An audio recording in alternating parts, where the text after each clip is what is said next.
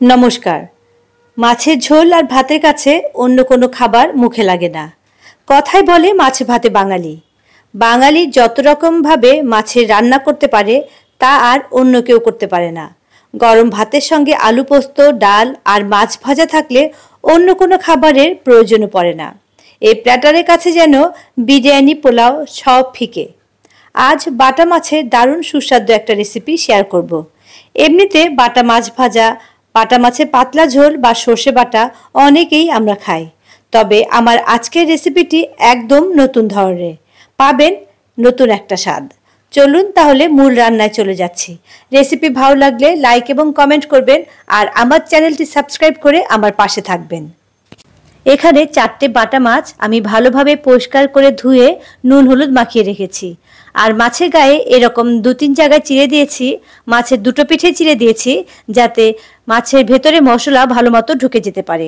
এখন আমি একটা মশলা বানিয়ে নেব। এজন্য একটা মিক্সার জার নিয়ে তাতে দিয়ে দিলাম 8-10টা রসুনের কোয়া, হাফ চা চামচ আদা বাটা। আসলে আমার কাছে যা আদা ছিল সবটাই আমি বেটে রেখেছি। আপনারা হাফ ইঞ্চি পরিমাণ আদার টুকরো দিতে পারেন। দিলাম 3টে কাঁচা লঙ্কা, 1 চা চামচ মৌরি, 1/4 চা চামচ গোলমরিচের গুঁড়ো, হাফ চা চামচ লাল লঙ্কার গুঁড়ো, স্বাদ মতো নুন, 1/4 চা চামচ হলুদ, কারি পাতার 3টে ডাল আমি এর মধ্যে দিয়ে দিলাম। আর দিচ্ছি অল্প জল, একদম মিহি করে পেস্ট করে নেব। খুব বেশি জল কিন্তু এখন একদমই দেবেন না। দেখুন পেস্টটা হয়ে গেছে। এরকম থকথকে একটা পেস্ট বানাতে হবে। এখন এই পেস্টটা আমি মাছের মধ্যে দিয়ে দিলাম। ভালোভাবে মাছের সাথে পেস্টটাকে মাখিয়ে নেব যাতে প্রতিটা খাজের মধ্যেই এই মশলাটা ঢুকে যায়। তারপর এই মাছটা আমি খুব বেশি সময় না, 8-10 মিনিটের মতো রেখে দেব। গ্যাসে একটা ফ্রাই প্যান বসিয়ে আমি দিয়ে দিলাম বেশ কিছুটা সাদা তেল। চাইলে সর্ষের তেলেও রান্নাটা করতে পারেন, তবে তেল একটু বেশি দেবেন। তেল গরম হয়ে গেলে দিয়ে দিচ্ছি বড় দেখে 3টে পেঁয়াজ কুচি।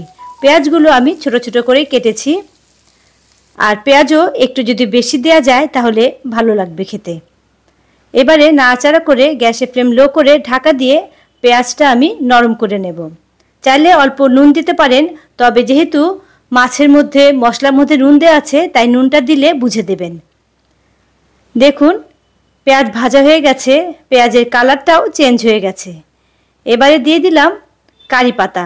বেশ কিছুটা কারি পাতা আমি আবারও এই পেঁয়াজের মধ্যে দিয়ে দিলাম। ভালো করে মিশিয়ে নিচ্ছি পেঁয়াজের সাথে। এবারে ম্যারিনেট করা মাছগুলো এই পেঁয়াজের উপরে আমি বিছিয়ে দেব।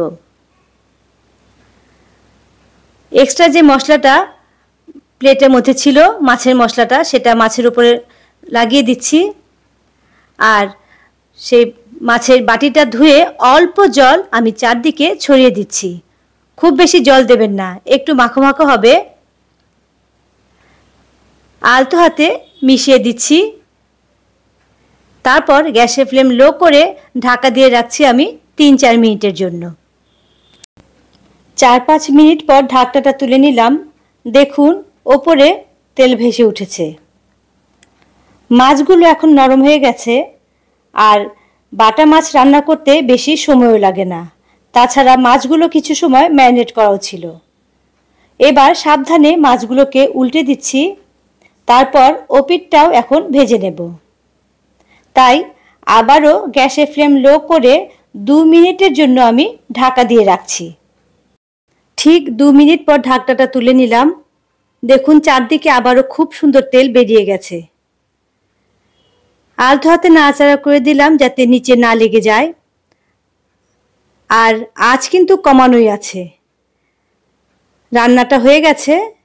অসাধারণ সুন্দর একটা গন্ধ বেরিয়েছে এই কারি পাতা, মৌরি এসবের কারণে। রেডি হয়ে গেল সুন্দর সহজ একটা বাটা মাছের রেসিপি। আমাদের বাঙালি মধ্যবিত্তদের রান্নাঘরে সপ্তাহে অন্তত একদিন হলেও এই বাটা মাছ ঢুকবেই। বাটা মাছের ঝাল ঝোল অনেক খেয়েছেন, অবশ্যই একবার এভাবে ট্রাই করে দেখবেন। খুবই সহজ রান্নাটা আর খুব তাড়াতাড়ি হয়েও যায়।